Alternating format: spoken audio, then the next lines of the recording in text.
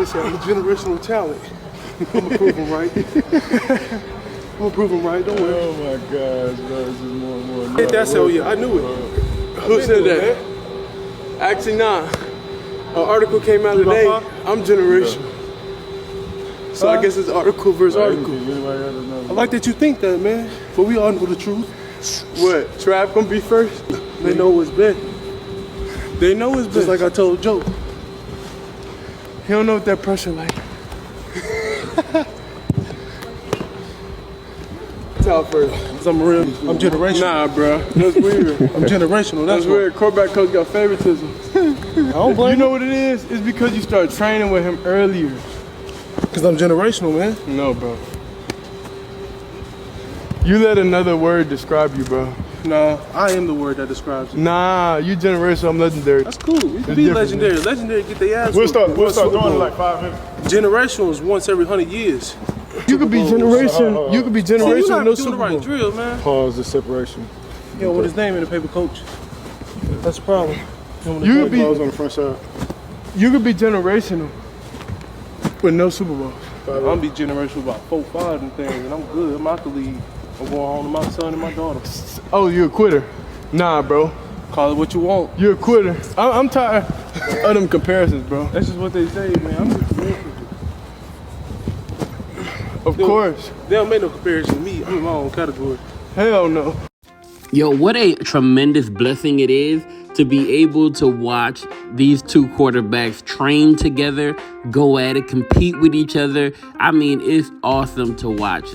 Talk trash to each other. Yo, that's crazy. I haven't really seen this before, and maybe you have. Maybe you've been a part of, a draft where you've seen quarterbacks train together and talk trash to one another and then kind of talk about the news cycles as they come out. I haven't seen it before. Thank you, Well Off Media. Thank you, Bucky, for basically bringing us in to this particular, insight. This is crazy. Now, we've been covering Sheduer since then, since this part right here, right? Since he was at Jackson State. We've been watching since then. And I mean, we saw him even before then because he actually, him and Deion played against one of our teammates a while back when he was in high school. Now, anyway, we've been watching this story. Let's just say that. So maybe I'm biased in the fact that I believe in Sheduer. I think Sheduer is a better quarterback. I've watched them both. And I haven't been watching Cam as long, but I did get a chance to see Cam when he played against Georgia Tech live, right? And we were covering that game. I got a chance to see him then. Loved his calmness in the pocket. Loved the fact that he was somebody who is going to just kind of bring that confidence. And you see it in the video. But when he's on the field, I mean, his calmness is legendary, right? At this point. And I saw it in person, and you see it. You see it on film, but you also see it in person. Accuracy was an issue for me, and that's one of Shedeur's strong points. He's very accurate. Now, the thing about Cam that everybody loves is his deep ball. They really love his deep ball and his ability to do that. He also seems to be very smart and efficient in running an offense with timing, and that's not Shedeur's strong point. Sheduer does not. And you've seen in particular cases where Sheduer will take a little bit longer in the pocket, right? He's not one of those quarterbacks that throws the ball quickly. Now, here, this is kind of cool. So I went back and I looked at his offense at Jackson State, where he had a plethora of weapons. He would get the ball out a little bit faster, so I'm not going to say he can't do that. At Colorado, you didn't always see him do that. He held onto the ball a little bit longer when he was in the pocket. Now, that might have been for different reasons. Who knows? But what I do know is that he's a great quarterback.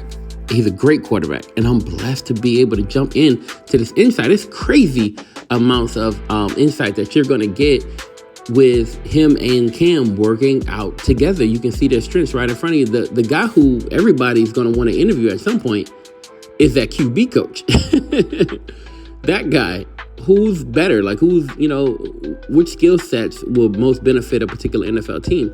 Right now, what they're discussing in this video is that there's an article that came out that said, not even an article, but basically you can hear from the Titans, where they're not going to pass up a generational talent. What they're arguing about is who's the generational talent that they're talking about. We got to look at all the options. But the one thing I will say, if there's a generational talent, you don't pass that up. You can't pass that up. And if we feel that there's a generational talent right there, what we call a blue player, a guy that is a franchise type player, the player that tips the field in your favor every time they step on the field, like you cannot pass that up. What I love about the NFL draft is the intrigue and the basically the secrets that go on. Nobody knows who anybody's talking about, and no team's letting out any information because they don't want you to have an upper hand on them. Well, the Titans are talking a little bit more because they're at the top, and it don't matter what you're thinking about. They get first pick, and they're probably not trading it away at this point. So this thought of the Cowboys jumping them, or the Cowboys trading with them to get up to that first pick so they can pick Sheduer and also get Deion, I don't think that's a thing anymore because of this whole thought of we're not passing up a generational talent. The question is, who's the generational talent? Now, for me, the generational talent sounds like Travis Hunter. I haven't seen another guy through the course of college football who plays offense as much as he plays defense and is equally as good on both sides of the ball. I haven't seen it. That's generational to me. Now, that team doesn't have a quarterback. If you believe in Will Levis, then okay, God bless you, amen, right? However, this dude, Travis Hunter, seems like the generational talent they're talking about, right? And we've been covering him for a while too. The real question is, who's the generational talent? Now, Cam Ward, when I first saw him to me at that point, I was like, who is this dude? I mean, for real, I was in awe watching him whip the light. I was celebrating my birthday. We were at this place called Walk-Ons, and I was just watching him beat the living daylights out of this team. The question is he a generational talent? Do they see him in that light?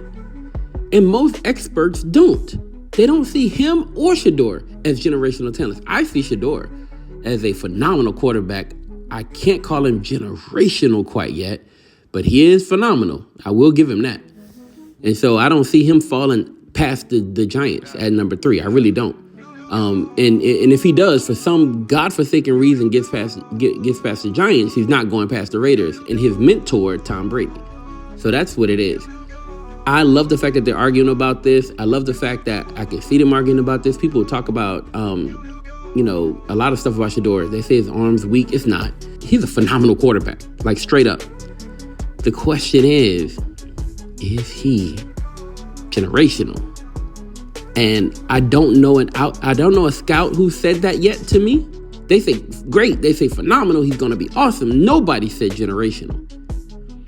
And he even said, you can be generational, I'll be legendary. Nah, you generational, I'm legendary. That's cool. You can be legendary. Legendary get their ass. We'll start doing it like 5 minutes. Generational is once every 100 years.